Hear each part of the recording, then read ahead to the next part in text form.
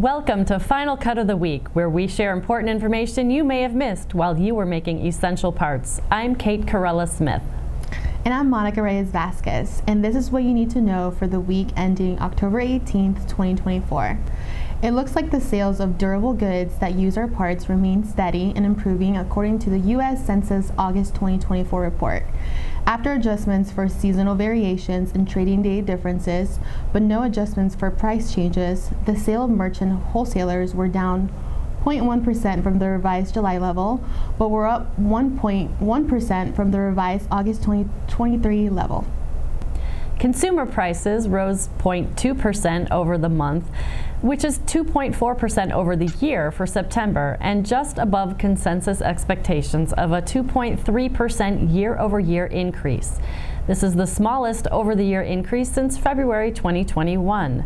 Prices remain high for consumers, but the rate of increase has slowed meaningfully.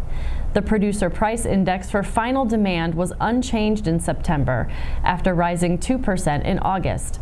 The Final Demand Index rose 1.8% on an unadjusted basis, a slight decline from the 1.9% over-the-year increase in August. While we remain unconvinced that the Fed has it figured out, the CPI and PPI are showing lower volatility for our shops and our employees' pocketbooks. We are still adverse to fixing price and long-term contracts. The Bureau of Economic Analysis International Trade Report shows that August exports of capital goods improved by 2.2%. At the same time, import of goods decreased $3.9 billion, with automotive vehicles, parts, and engines decreasing by $1.3 billion. Our take? A closer look beyond the headline trade deficit shows incremental improvements both in increasing exports of goods and reducing imports in automotive, our largest market served. This data supports PMPA's continued optimism for our shop's business prospects. According to DNV Norway's Energy Transition Outlook, quote, energy-related emissions are at the cusp of a prolonged period of decline for the first time since the Industrial Revolution, end quote.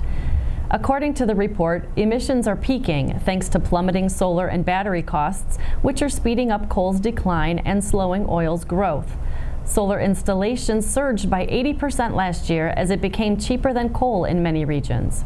Meanwhile, battery prices fell 14%, making round-the-clock solar power and electric vehicles more accessible. With EV sales jumping 50%, the demand for oil remained limited. While in the short run, we see continued need for fossil fuel-driven power and fear that AI power requirements may further increase demand, the current adoption of new technologies and longer-term economics suggests the globe is moving to a 50-50 split between conventional carbon and green energy by 2050. Do you have any single points of failure? In this week's Speaking of Precision podcast, Miles Free, Carly Kistler-Miller, and David Nguyen discuss when and why some plans need to be placed before a catastrophic event occurs. This podcast and our Speaking of Suppliers podcast can be found on major podcast platforms or on PMPA.org.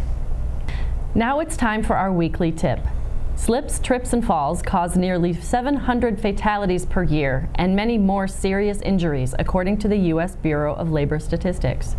OSHA maintains regulations on walking and working surfaces for general industry. Slips, trips, and falls are becoming an increasingly cited regulation. To learn how to recognize these hazards, go to PMPA.org's Knowledge Centers or Final Cut of the Week. And that's our take on what you need to know for the week ending October 18th, 2024. For additional information and links about the topics discussed today, go to PMPA.org or click on Final Cut of the Week. Thanks for checking in, and we'll see you next Friday.